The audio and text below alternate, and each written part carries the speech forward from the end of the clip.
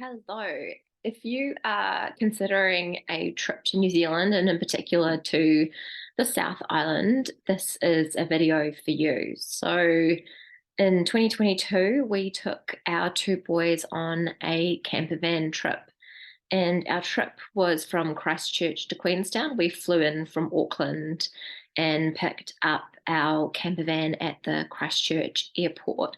And this was one of the best family trips we've ever had. We've traveled quite a bit, and I think that this is probably, for both the adults and the kids, was a real highlight. It was the most amazing trip. We traveled during the July school holidays. It was cold and snowy, but just beautiful and a really amazing experience for all of us. So I'm going to take you through the trip we went on, and you can see how much amazing stuff you can get done in a 7-night trip to the South Island if you're traveling with a camper van. So this is the route that we took on our trip. As I said, we flew into Christchurch, and our plan was to travel from Christchurch via Mount Cook. And to the original plan was, we stayed in Methven, and the plan was to spend a day skiing at Mount Cook and then move on. So we had a night in Methven, then we moved on, and we had planned on staying the night in Lake Tekapo, but we had a booking issue with our dark sky visit, and so we ended up booking at the dark sky experience that was through the Hermitage Hotel up at Mount Cook. We one little pointer, just if you're looking at doing the dark sky experience at Lake Tekapo, which is at the Mount John Observatory, that you really need to make sure you book plenty in advance, and we hadn't, but we did manage to get a booking at the Hermitage Hotel for their dark sky experience, and it was really amazing, so that was worth it. So the original plan had been to stay one night at Tekapo and then to move on and stay up near Mount Cook somewhere, but we swapped that around. So we went up and did the dark sky experience at Mount Cook and then came back to Lake Tekapo for a couple of nights. Turned out for us, that was actually, we were really lucky with that because the weather was perfect the night that we did the dark sky experience, and it would have, and it actually snowed the next night. So we wouldn't have been able to see the stars had it gone the other way around. So we were really lucky. So then from Lake Tekapo, we went on. We had intended staying a night at Omarama, but there had been a lot of snow, a lot of rain, and the Omarama campground was actually closed. So we then ended up just moving straight on and staying the night then at Wanaka. And there's quite a lot to do around Wanaka as well. We were on a tight time frame, so we probably could have done with an extra night in that area to do a few more activities around there, but we didn't have the time for that. And then we ended up coming back and traveling through to Queenstown via Cromwell. The reason for that is that you can see Cardrona on the map down here.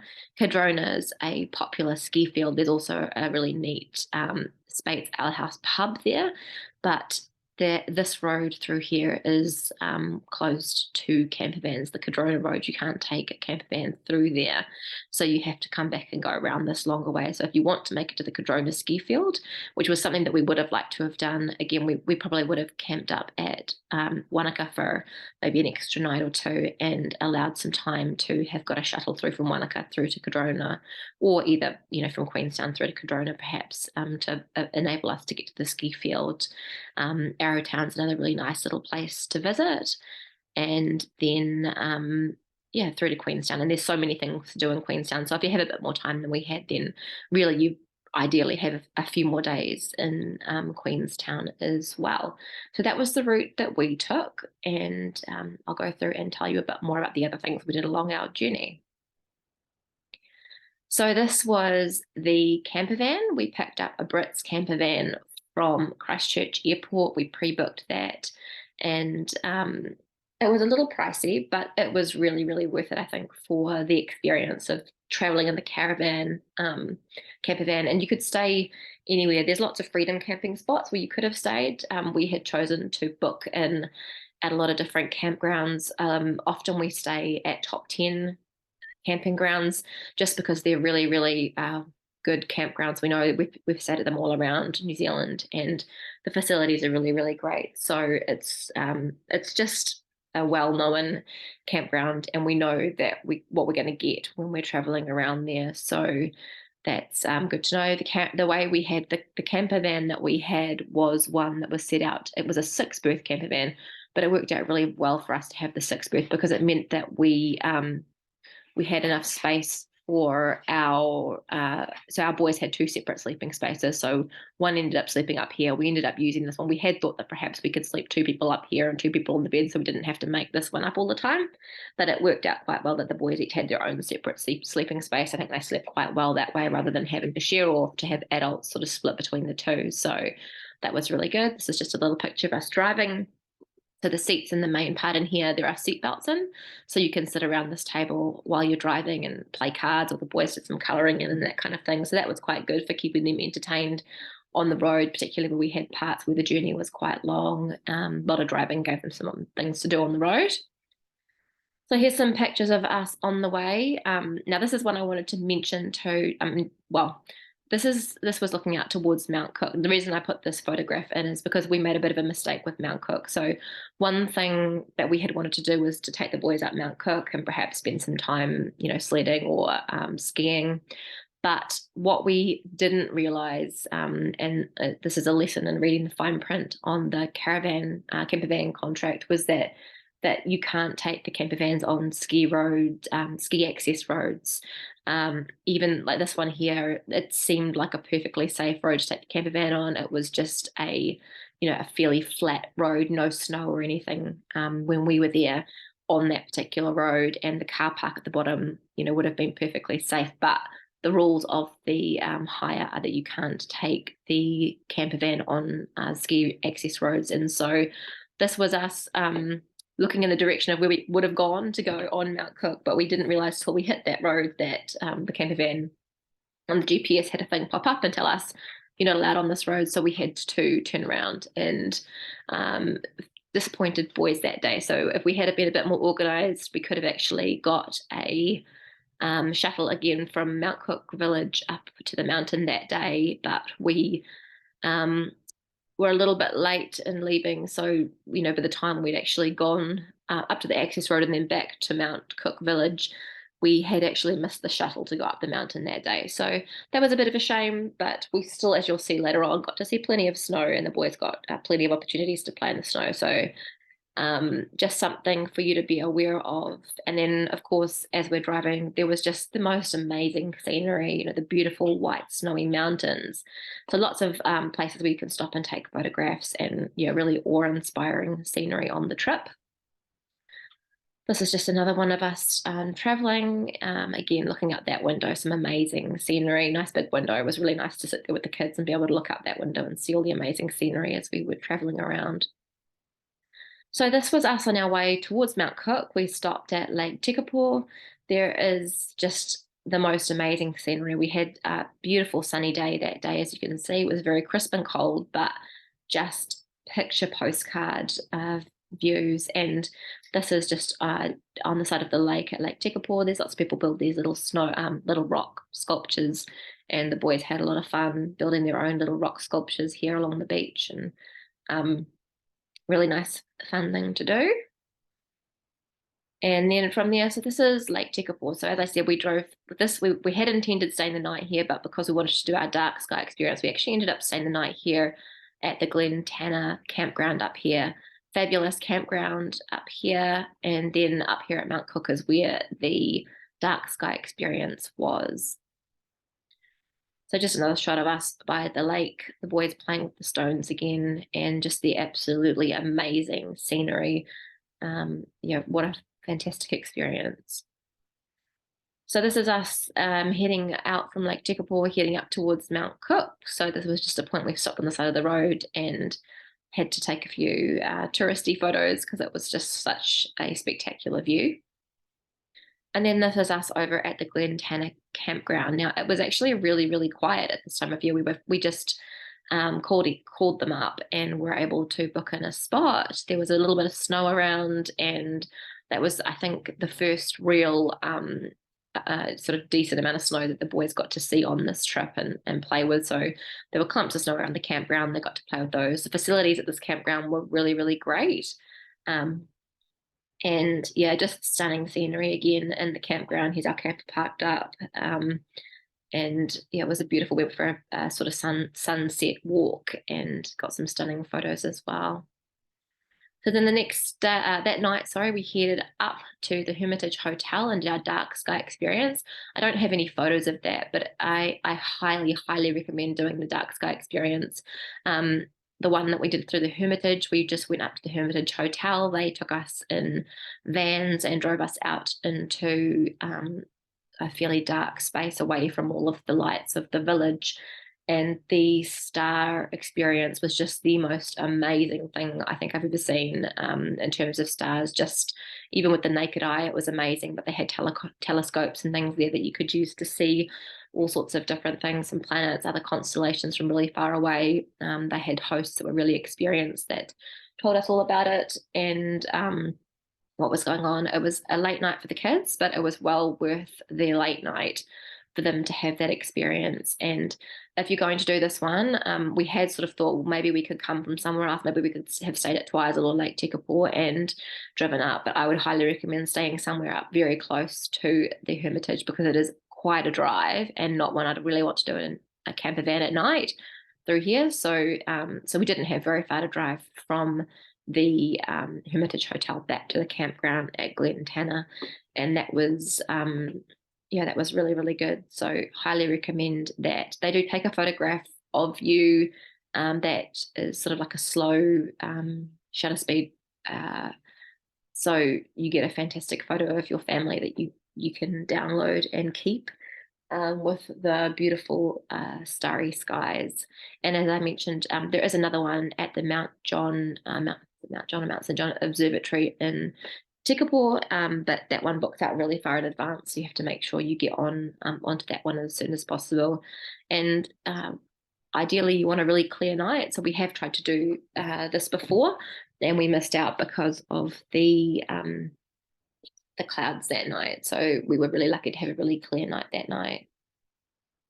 So this was up at the Mount Cook Village. We did a little day trip up to the Mount Cook Village as well. So this is at the Sir Edmund Hillary Museum up by the Mount Cook Village. So there was a little museum to have a look around there. That was quite cool for the kids to have a look around and see the different things about Sir Edmund Hillary and his journeys. And there's a nice little cafe there. We had lunch up there. And again, it was a beautiful day, clear day for looking up towards Mount Cook. There's quite a lot of walking tracks around the area as well. So depending on what gear you have and what the weather's like, there's a few different little tramps you can take. We just did the little walk up with the boys to the Tasman Glacier. It's quite steep and quite slippery. So there was quite a lot of ice around the path. So, make sure you've got good footwear for doing that. Even with good footwear, it was a little bit slippery on the path. So you just have to be a bit careful. But it was quite a neat experience getting to go and view the glacier up here, you can see, and there were sort of little bits of icebergs and things floating in the glacier lake, and lots of really amazing scenery again as well. So the Department of Conservation has lots of information about different tracks in that area. Again, you need to be aware that some of the roads aren't suitable for taking camper vans on. So be aware of that and just check with your camper van company where you are allowed to take your camper van. Most of them will have maps that show you the roads where camper van access is prohibited. I think it's more that it's prohibited by the camper van companies than it is by the Department of Conservation, but just make sure you're aware of where you are and you aren't allowed to go. But there's lots of different services offering shuttles that you could take if you didn't have a camper van to take you there. So there's another shot just looking back down the hill from the Glacier walk. Pretty stunning scenery again as well. And this was where we had our camper van parked up. So this part, we actually had a warning on the camper van computer that said, or the GPS that said we weren't allowed to be here. This part is actually okay, but there is a road that goes from this car park further up, which is not camper van friendly. So the campervan the car park was okay, but just not the track up further from there. So then this was our night. We went back from the Mount Cook village and stayed the night at the Tekapo campground. So this was us parked up. So this night we parked up, and it was a little bit overcast, but not too bad. We went for a bit of an explore on the down by the side of the lake down here, and we found some nice big icy puddles, which the boys thought was great fun, getting to break up the sheets of ice. And then that night it started to snow. So here we are again back at Lake Tekapo. And we woke up the next morning and everything was just white. So when we opened the back of the caravan, the blind on the back of the caravan, we could see the snow like this on top of the table. And here's one of the boys sitting on top of the table when they got outside. And it was just like Christmas for them, getting to go outside and wake up from having had the night before where it looked like this and there was no snow at all, and then waking up in the morning to find it just knee deep everywhere in snow. This is one of the tables. You can see how thick the snow is on the table there. And it did just look like something out of a picture postcard. So here they were playing in the snow. They had a really fun time. This is probably one of the most amazing snowing experiences that they've had. They haven't had a lot of time at the snow, but to wake up and find this was really, really fun. And then because the road was closed, we ended up spending an extra night at Tekapo. That was well worth it. So we got to go to the Tekapo. They have an ice skating rink there, and that was really fun. So they had a little bit of an experience with the ice skating, and they also had tobogganing there as well. So this was really fun for all of us. They had this slope here that you could go. I think you got might have been half an hour pass. There was a pass you could get entry to a number of different activities, and so we did the ice skating and we did this tobogganing, and we got to go down the hill quite a few times. So you get these little tire things and they fling you down the hill, and it sort of goes down and around the corner. And yeah, adults and kids alike had so much fun. So definitely worth doing that if you're there when it's snowing, or at least when it's winter. And we also ended up going to the hot springs for a swim. We didn't actually take any photos, but it was like something out of a postcard. We were swimming and there was snow falling, and it was all sort of white around the hot pools, and that was a really fun experience as well. They had quite good facilities, so it was a little bit chilly when you got out of the pool to run to the changing rooms, but they had nice warm changing facilities.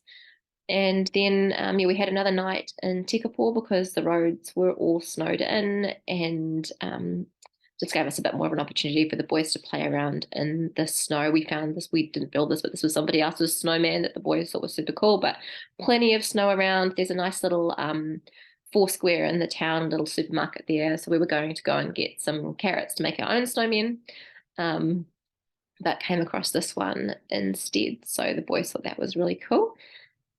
And the next morning we hit the road to head towards Wanaka. So this is just some of the scenery along the way. The roads had been cleared, and there was a little bit of roadworks, but the scenery on the drive is just amazing. As you can see, there's snow everywhere, lots of places where you could stop and play in the snow and capture the scenery. So when we got to Wanaka, one of the things that the boys wanted to do was to go and catch fish. So Hook Wānaka is a really fun place to do that. It's a salmon farm, but they have these ponds where you can go and catch a salmon. So they provide you with the fishing rods and the bait and some salmon food, and you can just go along, find a spot along the side of the lake there and catch yourself a fish. So here are the fish that the boys caught. They got one each, and then you can take them back over to their little cafe area. They will take the fish away and fill them up for you. So you can take it away as a fresh fish. We took some of the fish fresh back with us, so they vacuum packed that for us and put it into a bag so we could eat it another day. And then they smoked one of the fish for us there, so you can choose your flavors and you can get some sides to go with it. So we had one of the fish that we just caught for our lunch, along with some some sort of hot chips and bread and that kind of thing for lunch. So that was really cool. There's a nice little licensed restaurant in there, so mum and dad can get a glass of wine or a beer and enjoy your fish that you've just caught. So one of the other things we did when we were at Wanaka, and which the boys just thought was really, really amazing, was the Wanaka Toy and Transport Museum. I think this is every little boy and big boy's dream. I think they have just about every type of car, emergency vehicle. They've got planes, they've got models, they've got Lego, you name it. It's like every little boy's dream. So much to see there. They've got these huge big sheds that are full of cars and toys and yeah, lots of vehicles, emergency vehicles. And then out the back, they've got a big paddock that is full of a whole bunch of other, they had airplanes and all sorts of other vehicles that you can check out as well. And the toy part, you can see here there's lots of toys on display, models, Star Wars, you name it, pretty much it's there. Out the front, they had some other vehicles on display, airplanes, big army tank out the front, but Dusty Crop Hopper was one of the ones that was quite cool to see, and quite for a bit of a laugh out the back. They've got this used to be on a building in town at Christmas. This is an old Santa model that was in on the Farmers Building in Queen Street in Auckland once upon a time, but we found him out the back of the Toy and Transport Museum. I believe they're going to do something to put him up somewhere in their new development that they have going on. So that was just a bit of a laugh as well. And then this one is some photos at Puzzling World at Wanaka, which again is another great place to take the kids. It's a really good activity. The day that we went there, the weather was a bit on and off, so we got to do the maze outside, which was really fun, but also there's lots of things to do inside, so quite a good activity to do if it's raining. So this is inside the bathroom there. It's kind of fun. There's lots of things like this. This is again sort of another one of their optical illusions. There's a few places like that around there, and then these ones as well. Loads and loads of activities and things to do for the kids. They've got a cafe there as well, and they have lots of puzzles and games, so you can spend some time sitting down out there as a family and playing puzzles and games as well. So then our next stop was the Top 10 in Queenstown. The Top 10 in Queenstown is actually, it's at Arthur's Point, so it's a little bit outside of the main town, probably about a 10-minute drive outside of the main town. So we parked up there. Again, fantastic facilities at the Top 10. They had great playgrounds. It was quite quiet when we were there, so not a lot of people. The boys pretty much had this playground to themselves, I think, and was really nice. We had, there's lots of vineyards and things along the way, so we didn't really do much in the way of stopping at vineyards, but we picked up a nice bottle of wine and we were able to have a glass of wine and some snacks while we watched the kids play on the playground. Again, it was pretty crisp and cool, but the boys seemed to warm themselves up playing outside, and again, just beautiful scenery where we were parked up. And then we spent some time the next day getting around in Queenstown. So one of the things that is really fun to do when you're in Queenstown is to go up the gondola and see the fantastic view up there, but also at the top of the gondola, there's lots of action activities. So one of the popular ones in our family is to do the luge. So you can go up the gondola, purchase your luge passes, and spend some time going up and down on the luge. It's a really good idea to book your luge tickets if you can in advance online, because often there is quite a big queue at the luge. So if you've booked online in advance, then you get a little bit of a faster track through the queue. So bear that in mind as well. And then we went down and spent some time going around Queenstown. One of the cool things to do, if you haven't come across it before, one of the things our family enjoys doing quite a bit is geocaching. So have a look for the geocaching app. It's kind of a bit like a treasure hunt. There's geocaches hidden all around the world, but there were some quite cool ones hidden around Queenstown. So we spent a bit of time searching for some geocaches. And we also did the Queenstown frisbee golf. So in the park, in the city centre of Queenstown, there's a frisbee golf course. And you can hire the frisbees or buy the frisbees at the sports centre in town. I think it's only a few dollars each to hire them, and you return them later on. So we hired frisbees, and went and played the frisbee golf through the park there. It's quite good fun. You can see the little baskets. And yeah, you can keep score, but like a normal golf game. I think it's an 18-hole one with the boys. I think we did about 9 or 10 baskets before they'd had enough. But the scenery again around that lake is just really, really beautiful. So that was our 7-night Christchurch to Queenstown campervan trip. We had a fabulous time, really one of the best experiences for us as a family. Can highly recommend it. And if you have any questions, feel free to drop me a comment and I will do my best to answer for you.